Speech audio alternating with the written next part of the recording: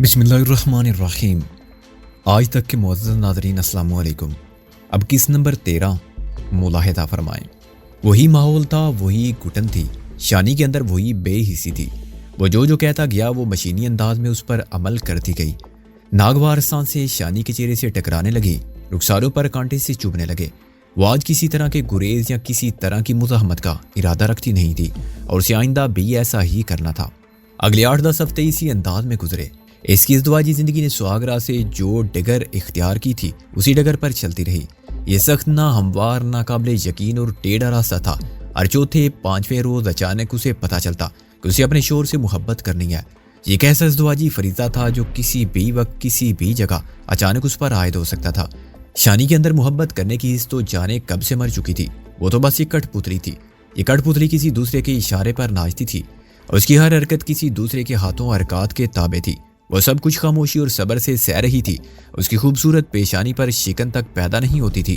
بے شک دل شکنوں سے بھرا رہتا تھا۔ وہ خود کو سارا دن گھر کے کام کاج میں مصروف رکھتی تھی۔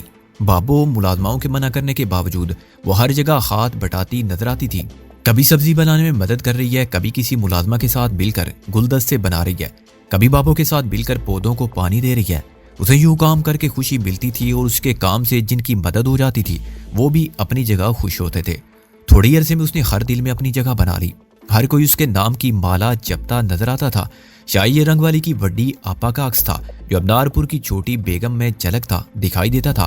اگر اس چار دیواری میں کوئی اسے ناخوش تھا تو وہ یہاں کے دونوں داروغے تھے، یعنی داروغہ مہر جی اور چھوٹے داروغہ چودھری فاخر۔ خاص طور سے فاخر کو تو شانی کی ہر دل لذی تھی، ایک آنکھ نہیں بھاتی تھی۔ وہ جہاں کہیں بھی شانی کی مقبولیت کا کوئی منظر دیکھتا تھا اس کی پیشانی پر بل پڑ جاتے تھے۔ ایک بار تو اس نے ایک بوڑھی ملازمہ حمیدن کو شانی کی بالائیں لیتے دیکھ کر اس بری طرح جھڑکا اور دھمکایا کہ کمزور عورت کا پیشاب خطا ہو گیا۔ دادا سسر مہر جی کا رویہ بھی شانی سے جوں کا تو تھا۔ وہ آج کل کچھ بیمار تھا۔ بابو سے شانی کو معلوم ہوا کہ وہ آج کل سب گندل کا پودا بھی کم کاشت کر رہا ہے۔ اس پودے کو وہ آب حیات جیسی اہمیت دیتا تھا۔ ایک روز شانی نے چھت پر سے ایک عجیب منظر دیکھا۔ مہر اپنی ویل چیئر پر پھلواری کے قریب موجود تھا۔ لمبے مہندی لگے بالوں والا ایک 1.5 عمر شخص بھی اس کے ساتھ تھا۔ شانی نے دیکھا کہ پھلواری میں ایک سیاہ کوبرا گھوم رہا ہے۔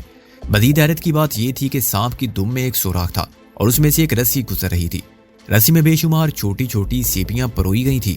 اگلے روز شانی نے خوف زدہ لہجے میں بابو سے اس بارے میں پوچھا تو اس نے بتایا کہ یہ سانپ آج کل پھلواری ہی میں رہتا ہے۔ اکبرہ کہتا ہے کہ سانپ کا پیشاب اس کے سانسوں کی آواڑ۔ سانپ گندل کے بوٹوں کے لیے کھاد کا کام دیتے ہیں۔ سانپ پھلواری میں کھلا پھرتا ہے، پھر اس کو اس طرح باندھ دیا گیا ہے کہ وہ باہر نہیں نکل سکتا۔ شانی نے یہ بات خوف اور کرات کی کیفیت میں سنی، لیکن اب وہ دارپور میں ایسی باتوں کی عادی ہو گئی تھی۔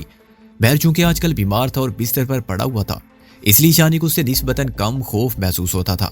یہاں کے دستور کے مطابق شانی کو ہر دوسرے تیسرے روز مہر کے کمرے میں جا کر اس کی پنڈلیاں دبانا پڑتی تھی۔ دباتے دباتے اس کے ہاتھ دکھنے لگتے تھے۔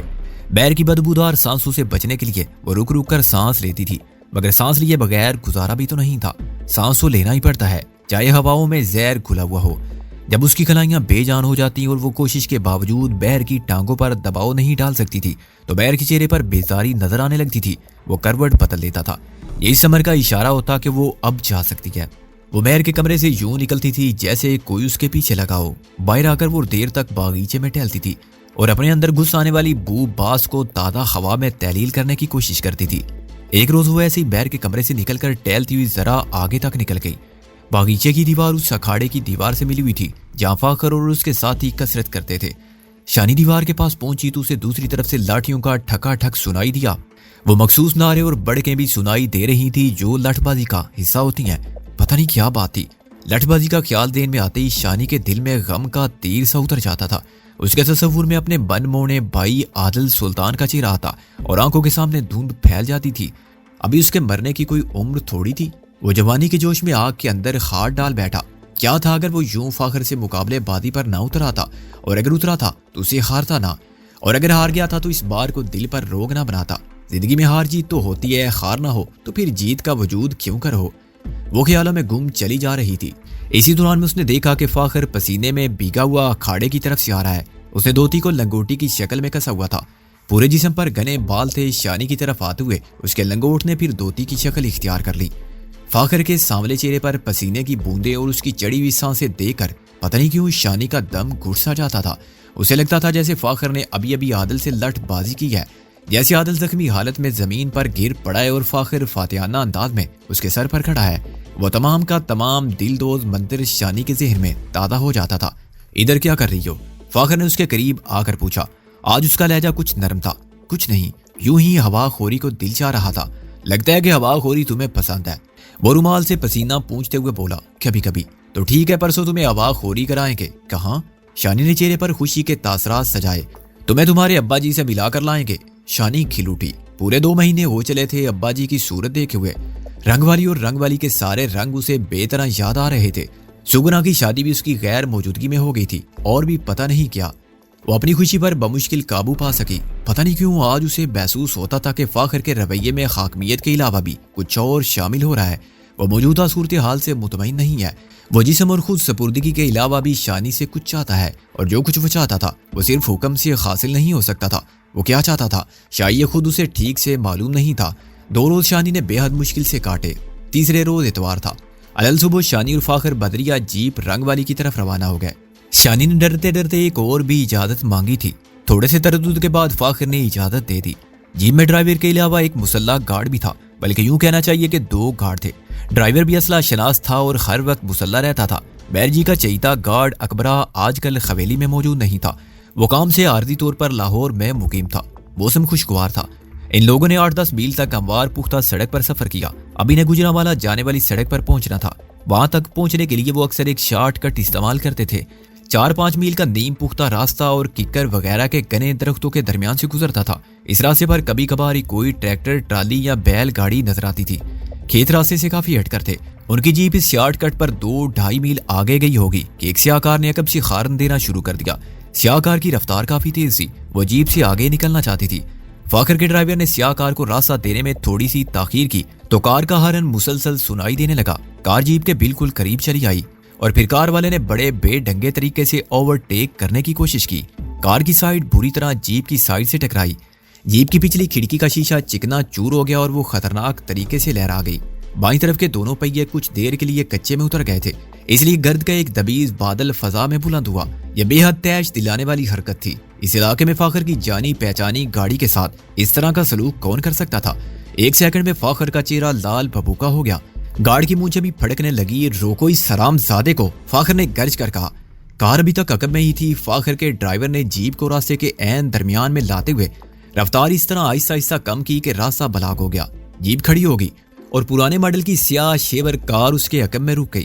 کنی مونچھوں والا گارڈ اور ڈرائیور چھلانگے مار کر جیپ سے اترے۔ انہوں نے ایک نظر میں جیپ کے نقصان کا جائزہ لیا اور پھر سیاہ کار کی طرف لپکے۔ سیاہ کار قریباً 50 فٹ پیچھے کھڑی تھی۔ فاخر کا گندمی چہرہ خون کے دباؤ سے دیم تاریک نظر آنے لگا۔ وہ شانی اور مننے کی پرواہ کیے بغیر مسلسل کار والوں کی ماں بہن ایک کر رہا تھا۔ وہ ابھی تک جیپ کے اندر ہی تھا۔ شانی نے مڑ کر دیکھا۔ گارڈز کے پہنچتے ہی کار والے بھی باہر نکل آئے۔ یہ 2 افراد تھے۔ ڈرائیونگ سیٹ والے دروازے کی طرف سے جو شخص برآمد ہوا اسے دیکھ کر شانی کی آنکھیں حیرت سے پھیل گئی۔ وہ اس شخص کو جانتی تھی، نہایت اچھی طرح جانتی تھی۔ گزر جانے والے 3-4 ماہ میں اس شخص کا چہرہ شانی کے تصور میں آیا تھا اور بار بار اسے عجیب و غریب کیفیت سے دوچار کر گیا تھا۔ وہ اس کیفیت کو کوئی نام نہیں دے سکتی تھی۔ خوشی، نہ غم، نہ اداسی، نہ وابستگی۔ پتہ نہیں یہ کیا کیفیت تھی جو اس کے دل کی اتھاہ گہرائیوں پر عمل کرتی تھی اور درد کی لہر رگو پے میں جگاتی تھی۔ ہاں، یہ اس کا جانا پہچانا شخص تھا۔ یہ وادی تھا۔ وہ گرے شلوار قمیص میں تھا۔ کندھوں پر ایک پھولدار چادر تھی جو دونوں پہلوؤں پر جھول رہی تھی۔ اس کی داڑھی پہلے سے زیادہ گھنی اور بال پہلے سے بڑھ کر لمبے ہو چکے تھے۔ یوں لگتا تھا کہ اس کے چہرے کا 2/3 حصہ ان بالوں سے چھپا ہوا ہے۔ وادی کو فاخر کے کرخت محافظوں کے روبرو دیکھ کر شانی کے دل میں تیز سی جاگی۔ ذہن میں ایک ساتھ کئی سوال اٹھے۔ یہ کہاں سے آیا ہے؟ اس کی آمد اتفاقیہ ہے یا دانستہ؟ اس کی گاڑی فاخر کی جیپ سے کیسے ٹکرا گئی؟ اب اس کے ساتھ کیا سلوک ہونے والا ہے؟ وہ دم بخود تھی۔ منا اس کی گود میں تھا۔ محافظوں اور وادی وغیرہ میں کوئی بات ہو رہی تھی۔ وہ مشکل 1.5-2 منٹ گزرے ہوں گے کہ ڈرائیور نشان لی تیزی سے جیپ میں داخل ہوا۔ اس کا رنگ پھیکا پڑا ہوا تھا، چہرے پر ہیجانی کیفیت تھی۔ کیا بات ہے نشان؟ فاخر نے پوچھا۔ نشان علی نے تھوک، دگلا اور شانی وغیرہ کی طرف دیکھا۔ شاید وہ بات کرنے سے ہچکچا رہا تھا۔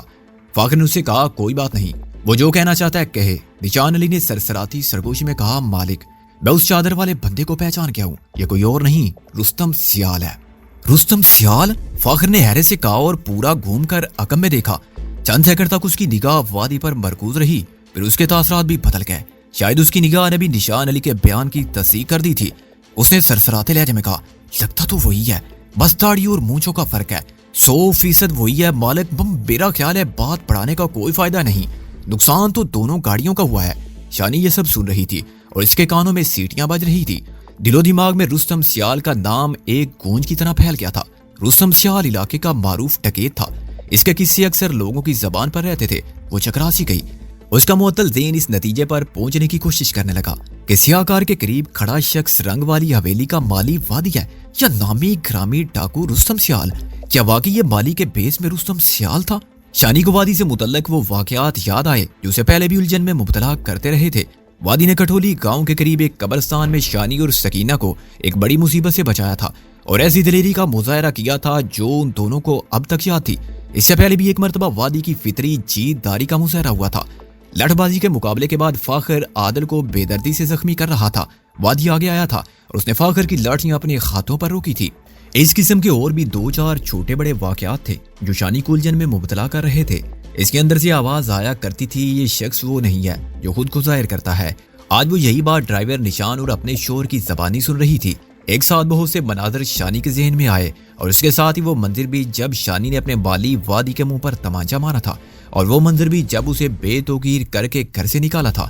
یہ بات تو شانی پہلے سے جانتی تھی کہ وادی نے باغ بانی کا کام صرف رنگ والی کی حویلی میں رہنے کے لیے اختیار کیا تھا۔ رنگ والی میں ایک موقع پر وادی نے اسے بتایا تھا کہ وہ رستم سیال کے قبیلے کا ہے اور اس کا دور کا رشتہ دار ہے۔ آج ایک مختلف بات کا پتہ چل رہا تھا، وہ رستم سیال کا دور کا رشتہ دار نہیں تھا، وہ خود رستم سیال تھا۔ کیا واقعی ایسا ہے؟ یہ سوال بے پناہ شدت اور خوف کے ساتھ شانی کے ذہن میں ابھرا، اور اگر واقعی ایسا ہے تو پھر رستم سیال نے رنگ والی میں شانی کے ہاتھوں اپنی بےعزتی کیوں کر برداشت کی؟ یہ سارے کے سارے خیالات بس 2-3 سیکنڈ کے اندر شانی کے ذہن میں گزر گئے۔ اس کی آنکھیں وادی یا رستم سیال پر جمی تھی جو بڑے انداز سے سیاہ کار کے پہلو میں کھڑا تھا اور فاخر کے گارڈ سے بات کر رہا تھا۔ پھر اچانک شانی کو محسوس ہوا کہ باتوں میں تلخی آ گئی ہے، جیسے بجلی چمکتی ہے۔ وادی کا دایاں ہاتھ یکایک گھوما اور ایک طوفانی مکہ گارڈ کے چہرے پر پڑا۔ وہ اپنی رائفل سمیت اچھل کر کئی فٹ دور جا گرا۔ جہاں وہ گرا وہاں وادی یا رستم سیال کا ساتھی پہلے سے موجود تھا۔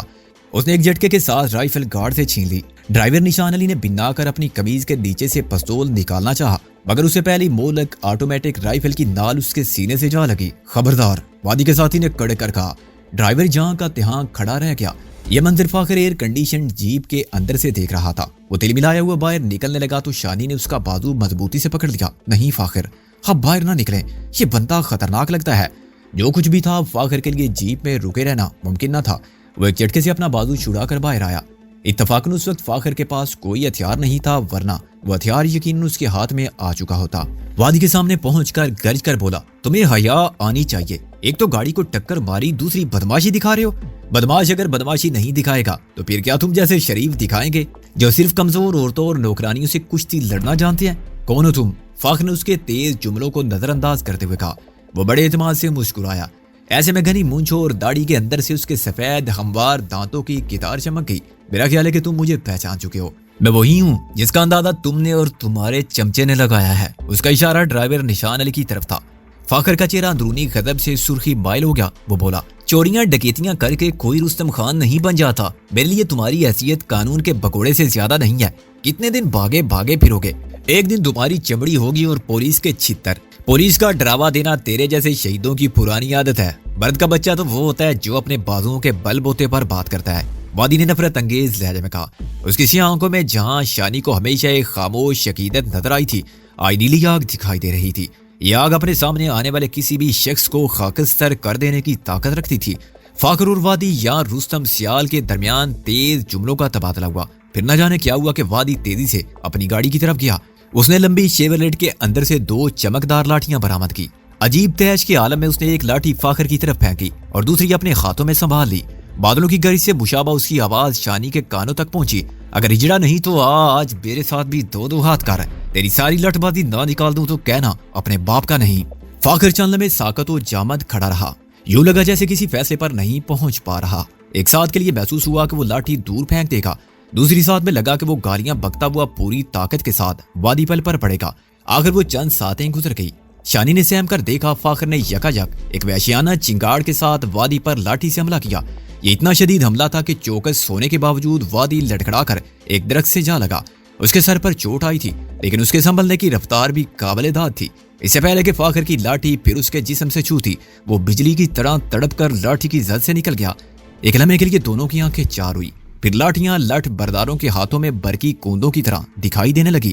وہ پوری طرح بے جگری اور بے پناہ شدت سے ایک دوسرے پر حملے کر رہے تھے۔ نیم پختہ راستے سے ہٹ کر ککر کے درختوں کے درمیان اچانک ہی ایک میدان کارزار گرم ہو گیا تھا۔ دھول اٹھ رہی تھی، نازک شاخیں ٹوٹ رہی تھی، لاٹھیوں کی کھٹاکھٹ اور لٹھ برداروں کے نعرے ہیجان خیز تھے۔ دیکھنے والی آنکھیں جیسے ساکت و جامد ہو کر رہ گئی تھی۔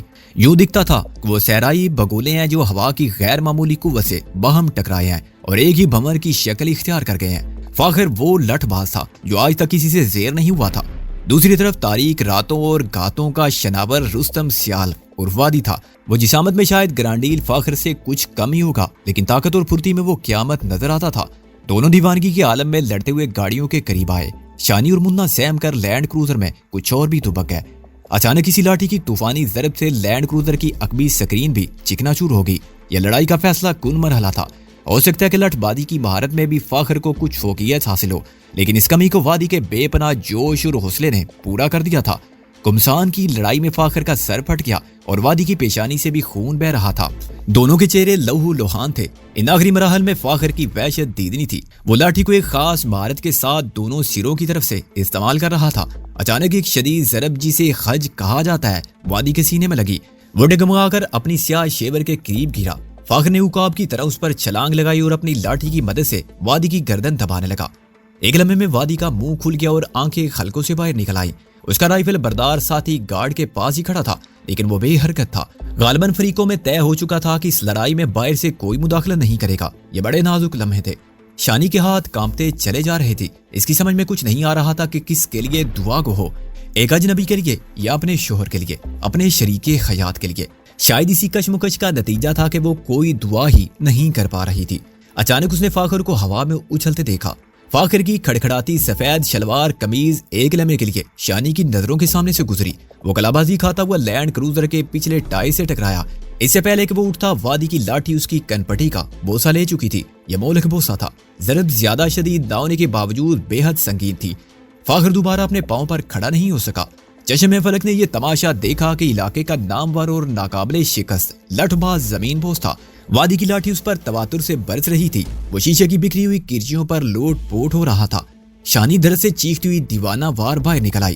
رک جاؤ! وہ تڑپ کر پکار اٹھی، لیکن اس کے پکارنے سے پہلی وادی یا رستم سیال، وہ جو کوئی بھی تھا، اپنا ہاتھ روک چکا تھا۔ اس کی لاٹھی کی نوک فاخر کی گردن میں دھنسی ہوئی تھی اور فاخر چاروں شانے چیت تھا۔ کھیل ختم ہو چکا تھا۔ مقابلہ اختتام کو پہنچ گیا تھا۔ ایک لفظ کہے بغیر، ارد گرد ایک نگاہ ڈالے بغیر وادی واپس مڑا اور اپنے ساتھی سمیت اپنی کار میں جا بیٹھا۔ اس نے شانی پر بس ایک اچٹتی سی نگاہ ڈالی۔ چند ہی سیکنڈ بعد اس کی کار دھول اڑاتی ککر اور جنتر کے درختوں میں اوجھل ہو گئی۔ فاخر کا چہرہ گاڑھے سرخ خون میں چھپا ہوا تھا۔ اس کی ایک کلائی سوج کر کپا ہو گئی تھی۔ کندھے پر بھی گہری چوٹ آئی تھی۔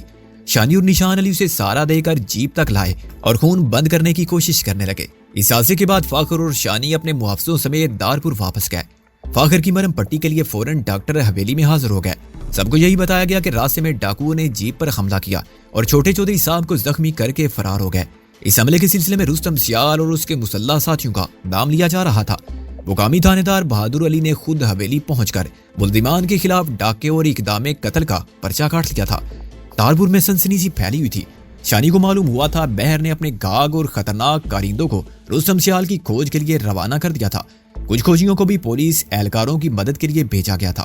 شانی سے فاخر کی ملاقات اگلے روز دوپہر کو ہو پائی۔ رات فاخر نے مردانے ہی میں گزاری۔ وہاں بہت سے لوگ جمع تھے۔ یقیناً رستم سیال اور اس کے ساتھیوں سے بدلہ لینے کا پروگرام تیار ہو رہا تھا۔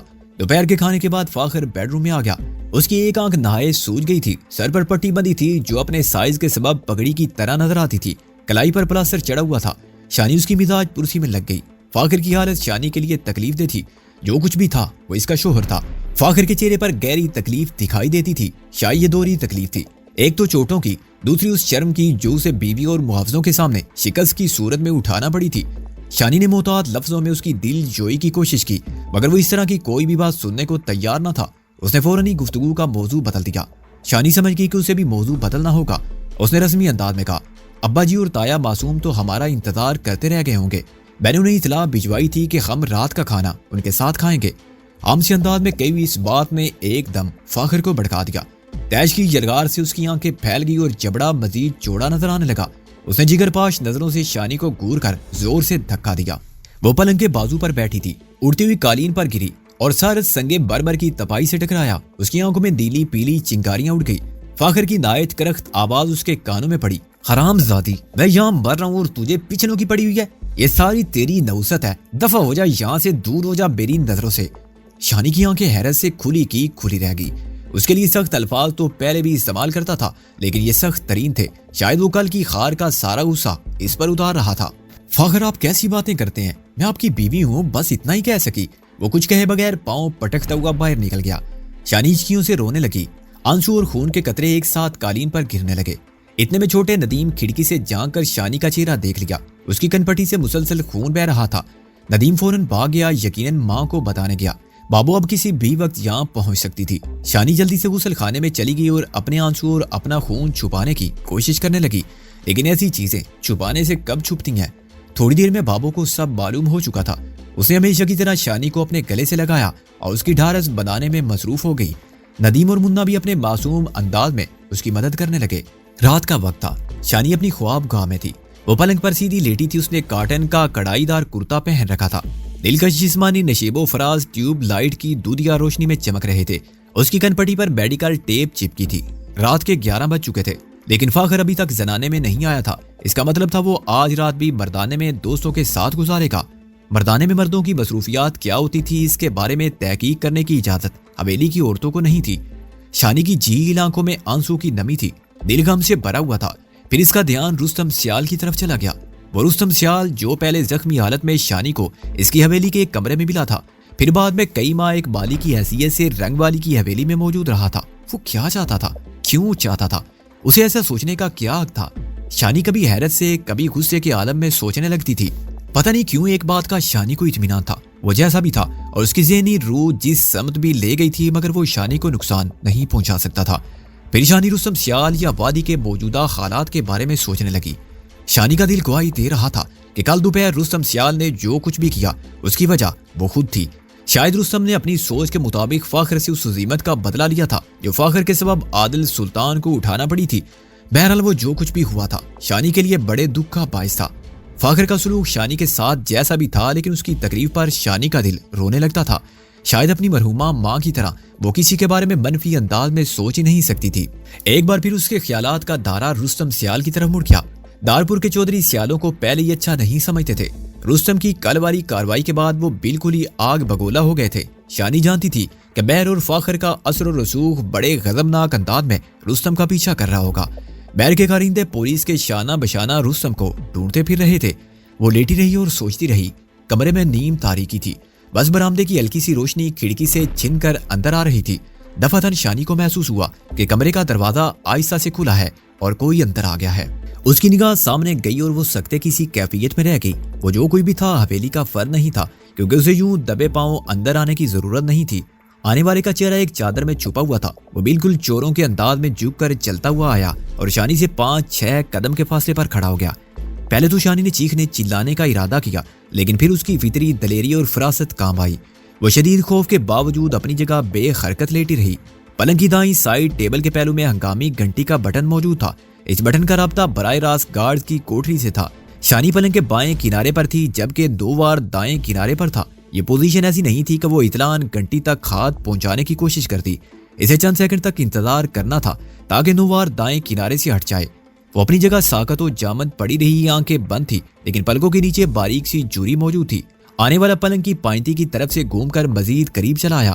پھر ایک سرسراتی مدم آواز شانی کے کانوں میں پڑی اور اس کی رگوں میں خون سنسنا کر رہ گیا.